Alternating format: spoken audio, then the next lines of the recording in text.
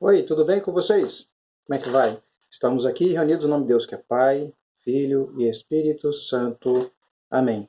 Vamos fechar nossos olhos, vamos nos direcionar para Deus, com a conversa com Deus. A oração é mais do que isso, um diálogo com Deus. Então, feche os olhos, a todos que estão assistindo, ou só você, no caso, e vamos direcionar os nossos pensamentos a Deus. Vamos rezar um Pai Nosso, uma Ave Maria, e vamos rezar para o nosso anjo da guarda. Pai nosso que estais no céu, santificado seja o vosso nome, venha a nós o vosso reino, seja feita a vossa vontade, assim na terra como no céu. O pão nosso de cada dia nos dai hoje, perdoai as nossas ofensas, assim como nós perdoamos a quem nos tem ofendido. E não nos deixeis cair em tentação, mas livrai-nos do mal. Amém. Ave Maria, cheia de graça, o Senhor é convosco, bendita sois vós entre as mulheres, bendito é o fruto do vosso ventre, Jesus. Santa Maria, Mãe de Deus, rogai por nós todos os pecadores, agora e na hora de nossa morte. Amém. Santo anjo do Senhor, meu zeloso guardador, se a ti me confiou piedade divina, sempre me rege, me guarde, me governe, me ilumine. Amém. Estamos unidos e permaneceremos unidos em nome de Deus que é Pai, Filho e Espírito Santo. Amém. Recados. Conforme o último vídeo que foi postado, eu mencionei referente às figurinhas, né, que os pais não estão mostrando interesse de vir buscar. Apenas 2 pais que pegaram. E essas figurinhas estão comigo e já vai vir do outro mês, já tem do outro mês já, e do mês de setembro nem todos pegaram. Depois vai sentir falta disso daí. Depois, se porventura pode ser que volte, né, a catequese ou não, você não vai ter as figurinhas, se complicado, né? Então vamos lá. O tema de hoje que nós vamos meditar aqui é referente ao 29º domingo do tempo comum. Dai a César o que é de César e a Deus o que é de Deus. A graça de nosso Senhor Jesus Cristo, o Filho do amor do Pai e a comunhão do Espírito Santo estejam convosco. Bendito seja Deus que nos reuniu no amor de Cristo. Nós vamos meditar o Salmo 95, ok? Salmo 95. A resposta é: ó família das nações, dai ao Senhor poder e glória. Cantai ao Senhor Deus um canto novo. Cantai ao Senhor Deus, ó terra inteira. Manifestai sua glória entre as nações e entre os povos do universo os seus prodígios. Ó família das nações, dai ao Senhor poder e glória. Pois Deus é grande e muito digno de louvor. É mais terrível e maior que os outros deuses, porque um nada são os deuses dos pagãos. Foi o Senhor e nosso Deus quem fez os céus. Ó família das nações, dai ao Senhor poder e glória. Ó família das nações, dai ao Senhor, ó nações, dai ao Senhor poder e glória. Dai-lhe a glória que é devida ao seu nome. Oferecei um sacrifício nos seus átrios. Ó família das nações, dai ao Senhor poder e glória. Adorai-o no esplendor da santidade, terra inteira, estremecei diante dele. Publicai entre as nações, reina o Senhor, pois os povos ele julga com justiça. Ó família das nações, dai ao Senhor poder e glória. Glórias ao Pai, ao Filho e ao Espírito Santo, como era no princípio, agora e sempre. Amém. Oremos. Deus, eterno e todo-poderoso, dai-nos a graça de estar sempre ao vosso dispor e vos servir de todo o coração. Por nosso Senhor Jesus Cristo, vosso Filho, na unidade do Espírito Santo. Amém. A historinha que nós temos para nos auxiliar na meditação dessa semana, o tema é As Duas Pedras. Vamos lá? Num reino esquecido pelo tempo, os mais simples quase sempre sofrem com a maldade dos poderosos. Assim, um camponês foi injustamente levado à presença de um juiz por ter levantado a voz contra um próspero comerciante que não queria pagar o preço justo por uma colheita de maçãs. No caminho, o japonês imaginou o que diria ao juiz. Pensou, e sorrateiramente abaixou-se e apanhou 2 pedras que estavam no chão, escondendo-as dentro do casaco, deixando-os saliente. O juiz, após ouvir atentamente a queixa do comerciante, folheou aleatoriamente o livro das leis. Só então reparou nas elevações no casaco do camponês. E foi aí que ele pensou: este homem deve ter trazido todas as suas economias para não perder sua liberdade. Deve estar disposto a dar tudo. Vou surpreendê-lo, assim ele será grato e me entregará de coração sua pequena fortuna, e não poderá dizer que me subornou. Assim pensou, assim fez. Senhor comerciante, releve que esse homem do campo que lhe disse ou fez seja superior, tá? Ele já tem uma vida tão desgraçada, difícil, pagará naturalmente com o seu dia a dia. O comerciante se sentiu importante com aquelas palavras e saiu em paz. O juiz, então, ficando sozinho com o camponês, perguntou-o: Gostou da sua sentença, pobre homem? O que tem-me a dizer? Que apesar de não concordar com o senhor ao dizer que minha vida é desgraçada, pois a amo muito e estou contente com a sentença porque prezo e preciso da minha liberdade. Posso ir? O juiz estava muito surpreso, mas nada podia fazer, pois já ter proclamado a sentença, então resolveu apelar. Pode ir, claro, mas antes me diga, o que você tem aí embaixo do casaco? Ah, são duas pedras que encontrei pelo caminho e quis guardar para mostrar aos meus filhos quando retornasse do tribunal. E que essas pedras são essas, homem? Indagou boquiaberto o juiz. Representam o alicerce da vida de qualquer homem de bem, a verdade e a justiça. Como eu sabia que não tinha faltado com a verdade com aquele comerciante, a justiça também não me faltaria. O que nos chama a atenção essa lição? O que ele tem a ver com a nossa realidade? O evangelho que nós vamos meditar nesse final de semana, ele se encontra em Mateus, capítulo 22, dos versículos 15 a 21. Mateus, capítulo 22, versículos do 15 ao 21. Pode pegar sua Bíblia, vamos meditar juntos a palavra do Senhor. Aqui na minha Bíblia, Ave Maria, o tema é o imposto do imperador, certo? O imposto do imperador. Versículo 15. Reuniram-se então os fariseus para deliberar entre si sobre uma maneira de surpreender Jesus nas suas próprias palavras.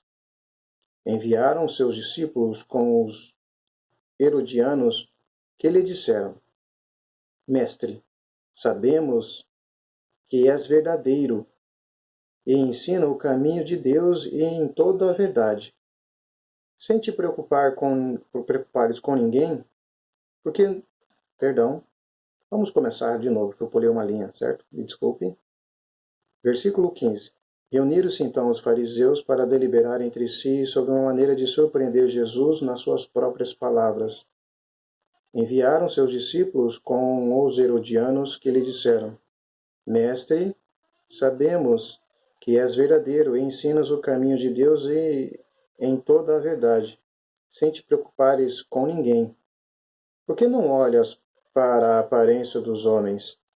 Dize-nos, pois, o que te parece? É permitido ou não pagar o imposto a César? Jesus, percebendo a malícia, respondeu: Por que me tentais, hipócritas? Mostrai-me a moeda com que se paga o imposto. Apresentar-lhe um denário. Perguntou Jesus: De quem é esta imagem e esta inscrição? De César, responderam-lhe. Disse-lhe então Jesus: Dais, pois, a César o que é de César e a Deus o que é de Deus. Essa resposta encheu-os de admiração e, deixando-o, retiraram-se. Palavra da nossa salvação, glória a vós, Senhor.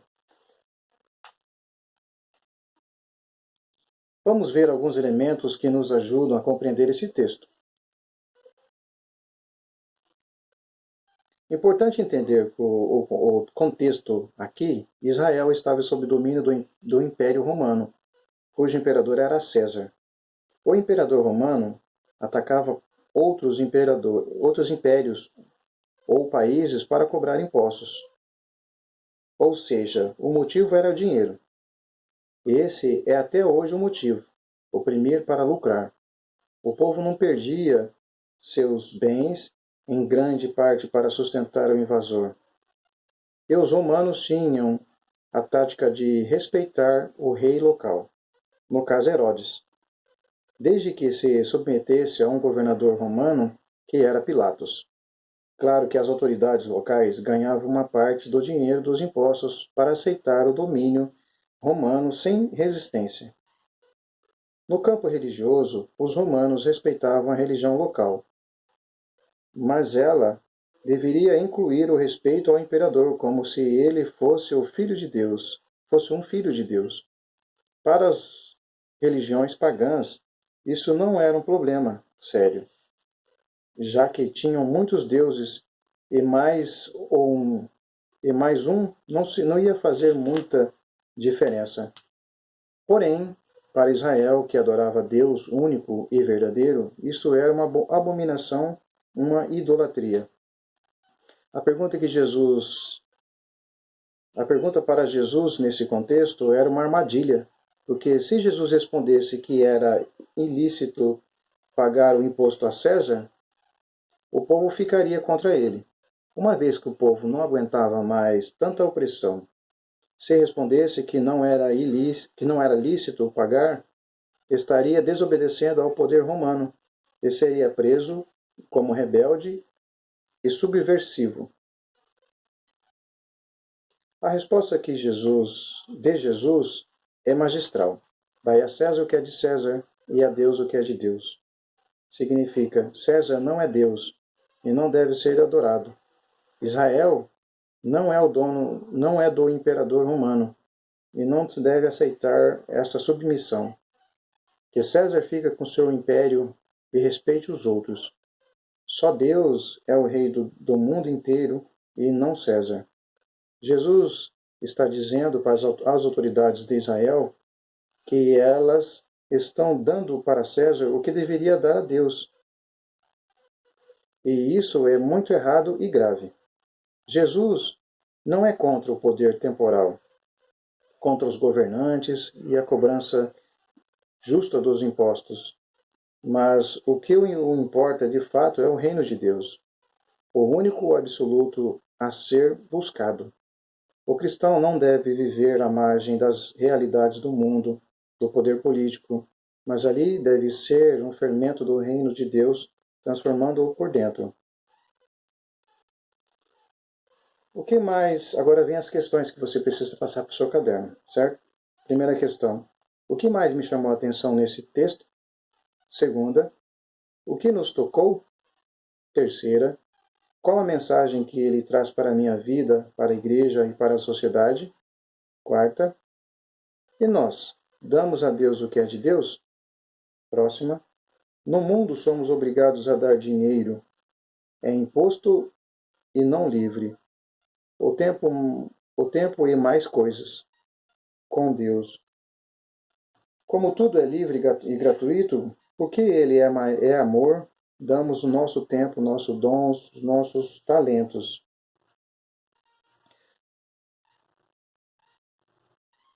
Em relação ao dinheiro, nossa família é dizimista. Na Igreja Católica não se obriga mais, se estamos com templos, salões, salas e catequeses, materiais, energia, água, etc., a serviço de todos, e não é nosso dever contribuir com a manutenção. Com relação ao tempo, quantos minutos de cada dia damos a Deus em oração, enquanto Ele nos dá 1.400 minutos de vida em 24 horas? Não é Ele que nos dá tudo? O que é que damos a Ele? Aí vem as questões, né? Geralmente, hoje em dia, as pessoas, principalmente os protestantes, questionam por que nós pagamos o dízimo, por que nós ajudamos a igreja, por que nós damos dinheiro na oferta. As pessoas acreditam, digamos assim, começam a acreditar que, devido à falha de alguns seres humanos, a igreja em si, ela não é digna de estar recebendo dinheiro. Hoje em dia, para você manter uma casa, manter um carro, você tem os seus gastos. Na sua casa você tem os seus gastos, eu tenho os meus gastos aqui em casa. E não é fácil manter. É a mesma coisa da igreja, né? Na igreja nós participamos das missas e existem manutenções que acontecem, lâmpadas que queimam. Pensou quantas lâmpadas tem lá, coisas que precisam ser feitas. A nossa paróquia está passando por um período de reformas, né, de melhorias, conforme as normas que têm que ser cumpridas.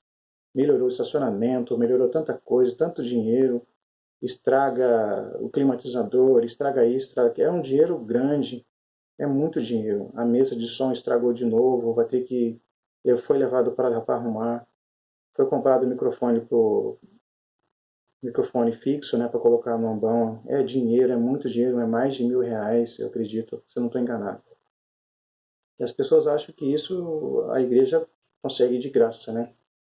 Tudo tem o seu custo. A igreja tem funcionários, tem a secretária, tem que pagar a secretária, tem os seus impostos para serem pagos também. Então, o contexto em si fala que nós precisamos ajudar, né? Nós precisamos dar à igreja o que ela precisa, o necessário, e dar a Deus o que é de Deus. Não quer dizer que você dando dinheiro para a igreja, você já está fazendo as coisas para Deus. Você precisa ajudar a igreja, mas você precisa dar algo para Deus. Sua vida, o seu amor, a sua família, o seu dia a dia. Porque, na verdade, o que Deus quer é que cada um de nós entremos nos céus. As pessoas pensam muito nas coisas materiais e esquecem das coisas celestes, né? Quem que quer ir para o céu hoje, né? Se perguntar quem quer ir para o céu, pouquíssimas pessoas vão querer ir para o céu, porque eles estão tão apegados aqui na Terra que eles preferem ficar aqui na Terra. Quando perde uma pessoa que falece por acidente ou por causas naturais, é um sofrimento terrível, mas só que a vida não termina na morte. A vida terrena, sim, mas a vida espiritual, após a morte, nós temos a eternidade. Não tem como nós descrevermos a eternidade. Não tem tempo, não tem um tempo cronológico como nós temos humanos. E se nós vivermos conforme a vontade de Deus, conforme os desígnios de Deus, obedecendo, sendo fiel, fazendo a sua parte, nós temos a oportunidade de ir para o céu.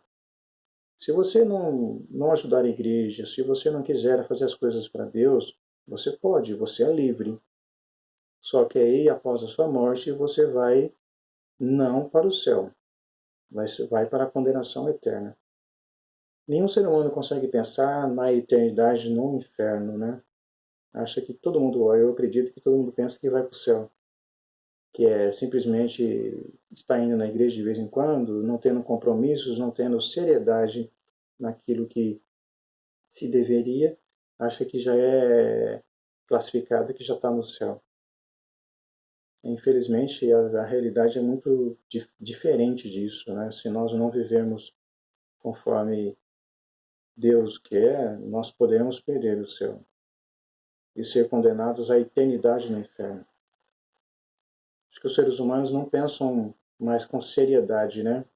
Essa semana vieram perguntar para mim referente àquele rapazinho que faleceu com uma doença grave, que foi beatificado, né? Daí eu comentei assim com ele assim, porque na verdade ele estava com a sentença de morte, sabendo que ia morrer e estava feliz, porque sabia que não iria morrer sem ter desagradado o coração de Deus, morrer sem estar no pecado mortal e até no pecado venial. Ele se confessava às vezes mais de 3 vezes por semana. E por que ele foi beatificado, né? Porque na verdade ele, uma criança aqui no Brasil que estava com uma doença grave, diagnosticada muito grave, aí rezaram e entregaram e alcançaram o milagre através desse jovem. Só que Deus age através dos santos da igreja. E é assim que Deus age. Deus age através da nossa fé, que nós acreditamos em Nossa Senhora. Deus age através da nossa fé, que nós acreditamos em santo, em tal santa. E Deus aprova isso. Tanto que o corpo dele está incorruptível. O que é um corpo incorruptível? Um corpo que não apodrece, um corpo que não se deteriora. Por exemplo, se você pegar uma pedra de gelo e colocar fora da geladeira no sol, ela vai derreter e vai acabar. Vai se transformar-se em água, né, no caso. O corpo do ser humano, após a morte, já começa a decomposição. Com o passar do tempo, né, não vai ter mais pele, mais carne, e assim vai sucessivamente. O corpo dele está intacto. É uma forma de Deus mostrar a presença dele. É uma forma de Deus mostrar que se agradou com aquela pessoa. Deus não está colocando aquela pessoa acima dele, está mostrando que ele se agradou com aquela atitude, com aquele comportamento, com aquela vida que foi a desse jovem. E nós precisamos buscar isso, né, de ter uma vida mais voltada para Deus. É difícil hoje em dia, porque muitas pessoas ainda estão apegadas à novela, a Big Brothers da vida, e a Fazenda, tantos outros, né, e ficam focados muitos nas coisas de hoje em dia, né?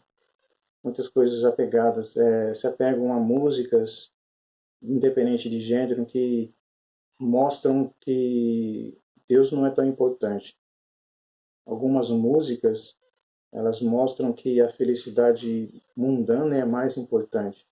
Se você não está feliz com uma, larga, pega outra.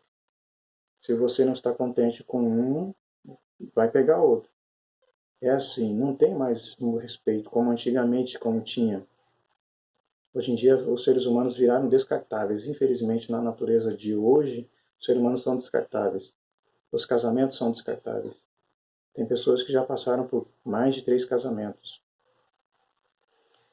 É triste de saber que as pessoas não dão uma importância como se deve se dar a Deus, né? Querem pensar só no humano. E em algumas situações, algumas pessoas se colocam na posição de Deus.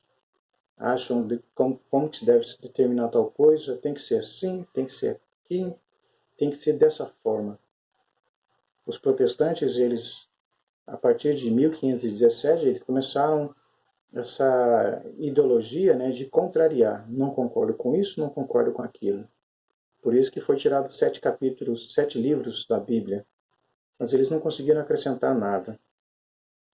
Se um protestante chamar para um culto, o que você vai encontrar, no caso, no templo dele, na igreja, né, entre aspas, dele? Bancos e um púlpito. Se você for para a igreja católica, você vai encontrar imagens que te remetem ao céu. Vai encontrar um sacerdote na qual você pode confessar os seus pecados. Se o sacerdote levantar a mão e te perdoar aqui na terra, você está perdoado lá no céu. Você indo ao Santíssimo, você vai ter a presença real de Jesus Cristo, Eucarístico. Você participando da missa, você participa do banquete nupcial. Você comunga da palavra e comunga de Jesus Eucarístico. Tem riqueza maior do que isso? Não tem, né? Você quer deixar a Igreja Católica para você seguir protestante, você só vai ter lá na igreja bancos e um púlpito. Você não tem imagens que remetem ao céu. Você não tem um sacerdote que Jesus basicamente ordenou os sacerdotes, né? Ele deu poder e autoridade aos sacerdotes com mão ungida. Isso não quer dizer que os pecados particulares de cada sacerdote interferem nisso. Não. Como eu já falei, os sacerdotes são ungidos por Deus.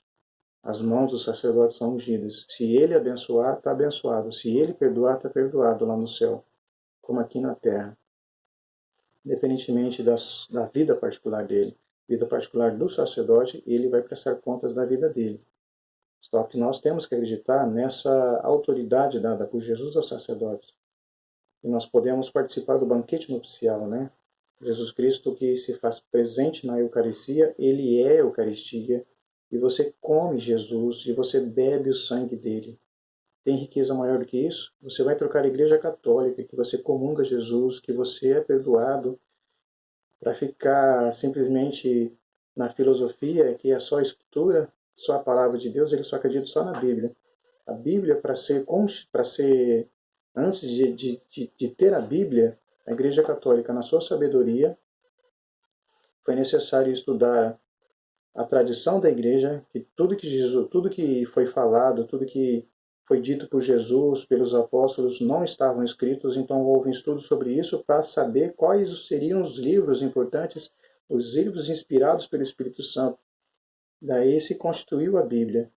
Então a Igreja Católica ela não é só fundamentada só na Bíblia, ela é fundamentada na Bíblia, na tradição e no magistério da Igreja. Nós temos o Catecismo da Igreja Católica que nos auxilia mais e mais e mais. Nós não temos livre interpretação. A Igreja tem essa autoridade de interpretar a palavra de Deus. A Igreja é única, porque a mesmo evangelho que se pronuncia aqui na cidade de Maringá, ou na cidade alta, ou qualquer bairro, se pronuncia em qualquer outro bairro, em qualquer outra cidade, em qualquer outro país. É o mesmo evangelho, é as mesmas leituras, unidade. A Igreja Católica é isso. Nós temos que conhecer mais a Igreja Católica para amar mais a Igreja Católica. E diante dessa pandemia, tem muitas pessoas que estão ficando só simplesmente nas missas online. As missas a igreja entendeu que devido a essa crise, nós poderíamos estar participando da missa online. Mas assim que fosse possível, participar da missa de presencial. O mais importante é a presencial. Se você está em risco, né, no caso, idade ou qualquer coisa tipo desse gênero, sim, é permitido você participar da missa online, né? Só que a riqueza maior é a missa presencial. Se você tem condições e você pode e você não participa, aí sim é pecado grave. Aí sim você vai responder sobre isso. Porque as pessoas ficaram tão acomodadas em acesso ao celular e você não precisa sair de casa, fica de boa, não precisa sair, é que nem comida. Você só pede e manda eles trazer e você não vai atrás nem nada. Tem que entender, se você tem condições de ir na igreja, você precisa ir. Se não for, é pecado grave. Se vocês são um casal com filho, o filho não pode ir, por exemplo, vai no sábado um e no domingo vai o outro. E vão se revezando para cuidar da criança. Respeitando o distanciamento da igreja, nós podemos ir, nós, na igreja aqui, Paróquia São Bonifácio. Só que muitas pessoas não estão indo. A igreja, ela só lotou mesmo na data comemorativa, né, de Nossa Senhora Aparecida. Fora as outras missas, não lotou, não lotava. Mas como que não lotava? Se tem a distanciamento, tem um espaço bem assim maior do que era antigamente, né? Então automaticamente deveria lotar todas as missas, mas não está lotando. Claro que tem muitas pessoas que estão em grupo de risco, né? Temos que respeitar isso. Mas quem não está em grupo de risco, é necessário participar da missa, certo? Fechemos os nossos olhos e vamos rezar a Deus e pedir para que Deus, que toda a palavra que nos foi direcionada para mim e para você hoje possa fazer frutos dentro do nosso coração, que nós possamos traduzir isso em nossos comportamentos, nossas atitudes. Pai Santo, Pai querido, Pai amado, peçamos a sua graça, Senhor Jesus, sobre cada um de nós. Dai-nos a graça necessária, Senhor. Dai-nos a bênção necessária, Jesus. Pai, ensina-nos a perdoar mais. Jesus, ensina-nos a amar mais, Senhor. Pedimos a vossa poderosa intercessão, Mãe querida, Mãe Santíssima, Mãe abençoada, que a senhora venha com o seu manto sagrado nos acolhendo, nos dando força, ó querida Mãe. Vem nos intercede por cada um de nós, Mãe querida. Pedimos o vosso auxílio, Mãe. Nós, católicos, nós temos uma mãe. Jesus nos deu uma mãe. Essa é a preciosidade. Nós não somos órfãos. Nós temos uma mãe. És tu, Maria, grandiosa, poderosa. Vem em nosso auxílio, Mãe. Por isso rezemos juntos uma Ave Maria. Ave Maria, cheia de graça, o Senhor é convosco. Bendita sois vós entre as mulheres, bendito é o fruto do vosso ventre, Jesus. Santa Maria, Mãe de Deus, rogai por nós todos pecadores, agora e na hora de nossa morte. Amém. Santo anjo do Senhor, meu zeloso guardador, se a ti me confiou a piedade divina, sempre me rege, me guarde, me governe, me ilumine. Amém. Estivemos reunidos em nome de Deus que é Pai, Filho e Espírito Santo. Amém. Fiquem em paz. Deus, até a próxima semana.